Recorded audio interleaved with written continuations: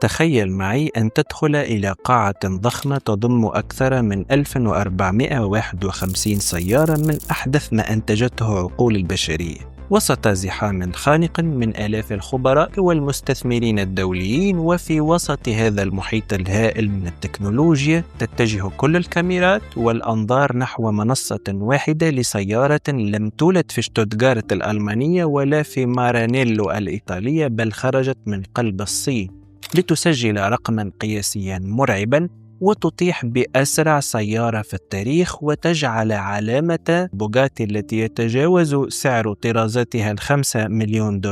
تبدو فجأة وكأنها قطعة من الماضي الميكانيكي البائد. في الحقيقة هذا ليس مشهدا من فيلم خيال علمي، بل هو الإعصار التكنولوجي الذي شهده معرض بكين الدولي للسيارات مؤخرا.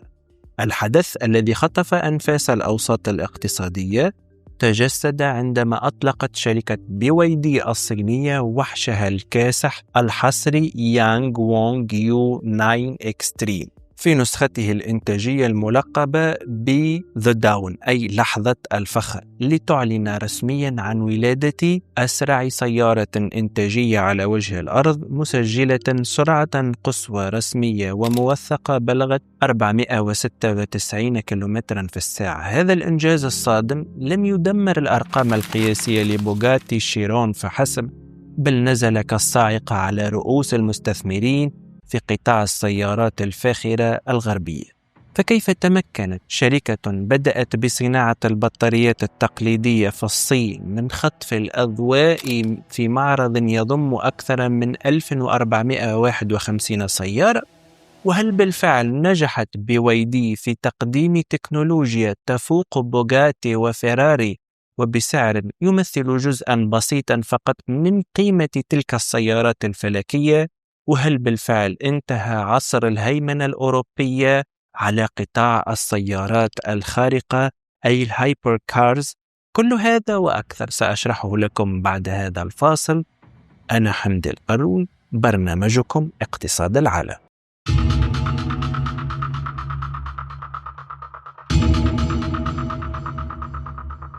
البداية الحقيقية لفهم هذا التحول التاريخي تكمن في تفكيك لغة الأرقام والهندسة المرعبة التي صدمت بها BYD العالم في معرض بكين في 2026، والذكاء الاستراتيجي اللامتناهي في سياسة التسعير الصينية. ولتبسيط المشهد، قسمت BYD هجومها إلى جبهتين بصدمتين ماليتين. الجبهة الأولى تمثلت في إطلاق النسخة القياسية والتجارية من سيارة يونغ وانغ يو 9، والتي تباع رسميا داخل السوق الصيني بسعر يبدأ من حوالي $233 ألف أمريكي فقط.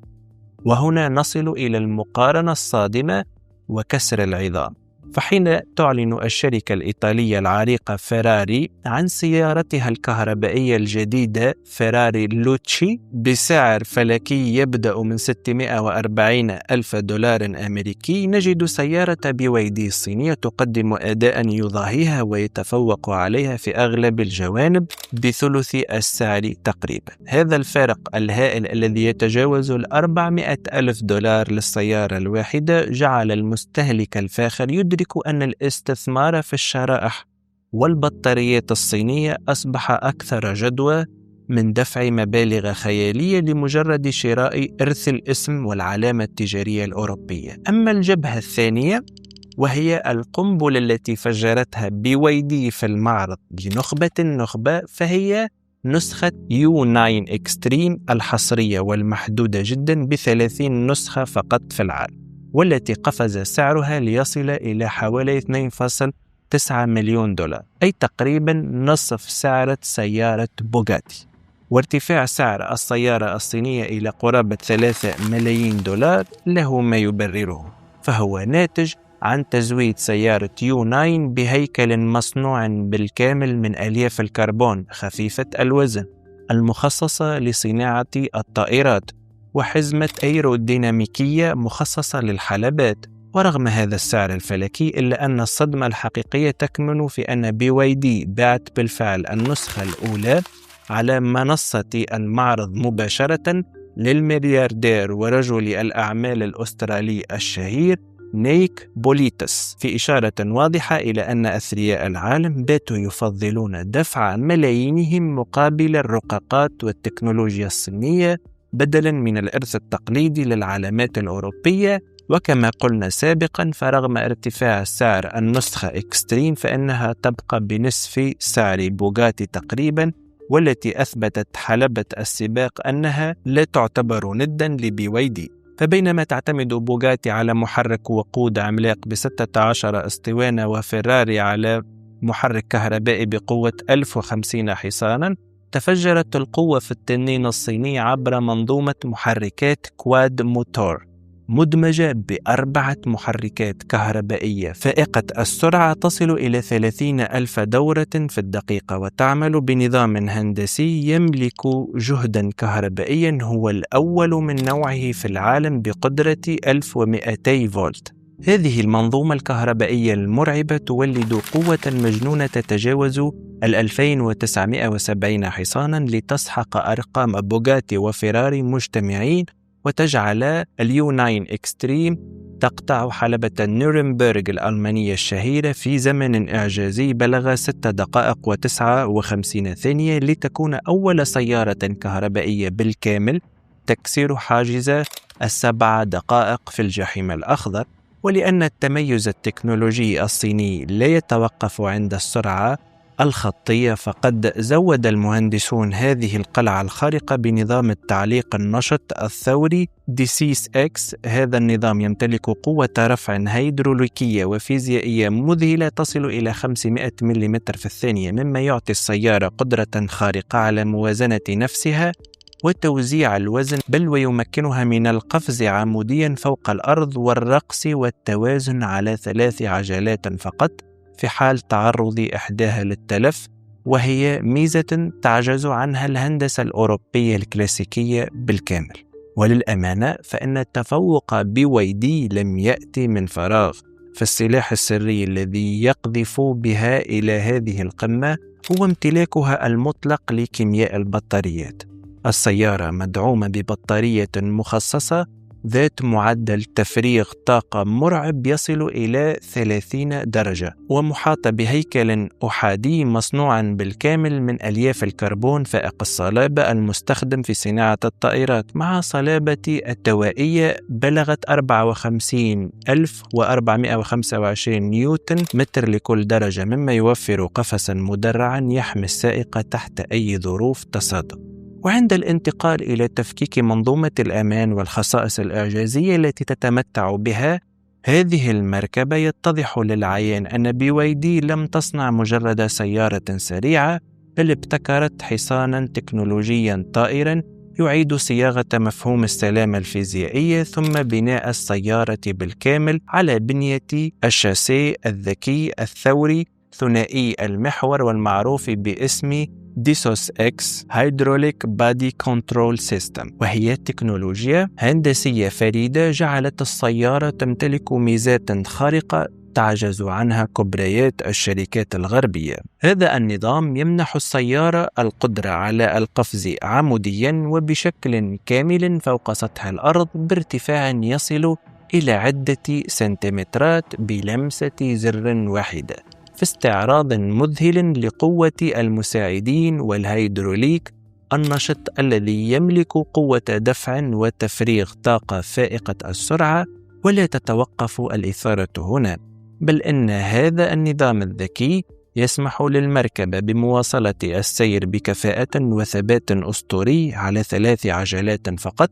في حال انفجار أو فقدان الإطار الرابع، حيث يقوم الشاسيه بإعادة توزيع الوزن فوراً ورفع جهة الإطارات المفقودة عن الأرض لمنع حدوث أي انحراف أو انقلاب على السرعات العالية. أما على صعيد حماية الأرواح واختبارات التحمل، فقد خضعت المركبة لاختبارات تصادم وضغط بالغة القسوة أثبتت فيها كفاءة غير مسبوقة بفضل هيكلها الأحادي الملقب بالقفص الفولاذي الكربوني. جسم السيارة المصنع بالكامل من مزيج متطور يجمع بين ألياف الكربون خفيفة الوزن المستخدمة في مركبات الفضاء والألمنيوم المسبوك تحت ضغوط عملاقة، مما منحها صلابة التوائية مرعبة بلغت 54425 نيوتن متر لكل درجة. هذه الصلابة تجعل سقف السيارة قادرا على تحمل حمل وضغط رأس هائل يتجاوز أضعاف وزنها الإجمالي دون أن تتعرض الأعمدة الهيكلية للمقصورة لأي تشوه يذكر. وتكتمل هذه الترسانة الدفاعية ببطارية بلاد باتري المبتكرة من BYD والمدمجة مباشرة في الشاسيه بتقنية سيل تو بودي. هذه البطارية خضعت لأقصى اختبارات الأمان العالمية، ومنها اختبارات الاختراق بالمسمار واختبار الحرق المباشر دون أن تسجل أي حالة اشتعال أو انفجار حراري بفضل نظام العزل الفيزيائي والكيميائي المعقد الذي يحيط بها ب14 طبقة حماية، مما أهل السيارة لتخطي اختبارات السلامة الحكومية والمستقلة بجدارة واستحقاق لتكون يانغ وانغ U9 الأسرع والأكثر أمانا في عصر القيادة الرقمية. ولأن طموح التنين الصيني يتجاوز حدود شبكات الاتصال الأرضية، فجرت BYD مفاجأة تقنية من العيار الثقيل عندما زودت سيارة يانغ وانغ U9 بنظام اتصال مباشر ومدمج عبر الأقمار الصناعية ثنائية الاتجاه Two-Way Satellite Communication بالتعاون مع شبكة الأقمار الصناعية الصينية بيدو. هذا يعني ببساطة أنه حتى لو كنت تسير في وسط صحراء قاحلة أو انقطعت بك سبل الاتصال والشبكات الخليوية بالكامل نتيجة كوارث طبيعية، فإن سيارتك ستظل متصلة بالكون، حيث يتيح لك النظام إرسال واستقبال الرسائل النصية ومشاركة إحداثيات موقعك الجغرافي بدقة متناهية، وإجراء مكالمات طوارئ مباشرة مع فرق الإنقاذ عبر الأقمار الصناعية من داخل الشاشة الوسطية للمقصورة الفاخرة، لتثبت BYD مجددا أنها لم تعد تصنع سيارة خارقة لمضامير السباق فحسب، بل قلعة ذكية متصلة بالفضاء الخارجي تضمن أمن ركابها في أحلك الظروف. بالتالي فإن كل ما نراه اليوم من تقدم تقني لم يكن يتوقعه أشد المتفائلين قبل 2 أو 3 عقود. فالبداية الحقيقية لقصة هذا الغول الصيني المرعب لم تكن في كواليس مصانع الحديد والصلب، بل في معمل صغير لصناعة بطاريات الهواتف المحمولة عام 1995، حيث كانت BYD تورد بطارياتها لشركات تاريخية مثل نوكيا وموتوريلا. هذا الإرث الكيميائي الدقيق هو السلاح السري الذي جعل الشركة تمتلك اليوم كيمياء البطاريات والرقاقات والمحركات بالكامل. من خلال اندماج رأسي فريد، فهي تصنع كل قطعة في سياراتها بنفسها، لدرجة أن عمالقة مثل تسلا وتويوتا باتوا يشترون بطاريات الشفرة الأسطورية منها لشدة أمانها وكفاءتها. ولم يكن هذا التمدد ليحدث لولا امتلاك الشركة لجيش تكنولوجي لا يرحم، يضم أكثر من 120 ألف مهندس وباحث يتحركون بعقيدة ابتكارية مرعبة تجعلهم يسجلون ويقدمون 52 براءة اختراع جديدة في كل يوم يمر، معتمدين على تكنولوجيا خاصة بهم بالكامل دون الحاجة للاستيراد أو الاعتماد على سلاسل التوريد الغربية. هذه القوة البحثية والمالية والتكنولوجية جعلت BYD تكتسح عرش المبيعات العالمية للسيارات الكهربائية والهجينة، متفوقة على أعتى الشركات الغربية بفضل استراتيجية تسعيرية ذكية تبدأ من سيارات شعبية $11,000 لتسيطر على الطبقة المتوسطة وتصل إلى وحوش خارقة وفارهة تدمر كبرياء الهندسة الأوروبية الكلاسيكية. ولعل التجلي الأكبر لهذه القوة التكنولوجية الصينية يكمن في ابتكارهم لسيارات تتحدى قوانين الطبيعة ويمكنها السباحة والطفو في الماء كطراز يانغ وونغ يو 8، حيث نجح هذا الجيش من المهندسين في عزل جسم السيارة والبطارية والمحركات بالكامل ضد الماء وفق أعلى المعايير العالمية، وزودوها بمنظومة محركات رباعية مستقلة لكل عجلة. فعندما تدخل السيارة في مياه عميقة وتفقد اتصالها بالأرض، يتحول نظام الذكاء الاصطناعي فورا إلى نمط الطوارئ، فتفتح فتحة السقف وتغلق النوافذ تلقائيا، وتتحول العجلات الأربعة إلى ما يشبه المجاديف التي تدور بسرعات واتجاهات مختلفة لتوجيه السيارة ودفعها وسط الماء حتى تصل لبر الأمان، في برهان قاطع على أن التنين الصيني يتجاوز بمراحل القيود الكلاسيكية للميكانيكا الغربية. بناء على هذا، فإن BYD في معرض بكين لم تستعرض عضلاتها فحسب، بل أرسلت رسالة تحذيرية شديدة اللهجة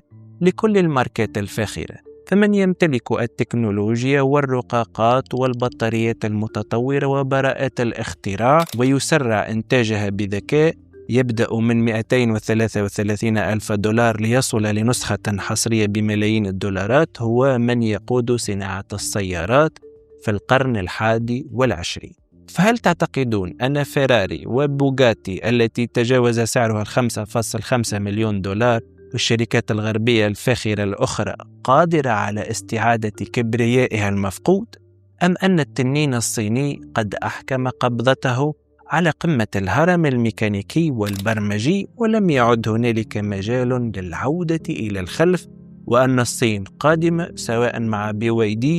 أو مع أي شركة من شركاتها الأخرى التي تمثل جيشا من الشركات العملاقة التي حرفيا باتت تكتسح العالم بسعر 10 و20 أو 30% من سعر السيارات المنافسة، بجودة توازيها أو تتجاوزها بمراحل، مع تكنولوجيا استثنائية ببراءات اختراع لم نكن نتخيلها أو نراها في شركات غربية.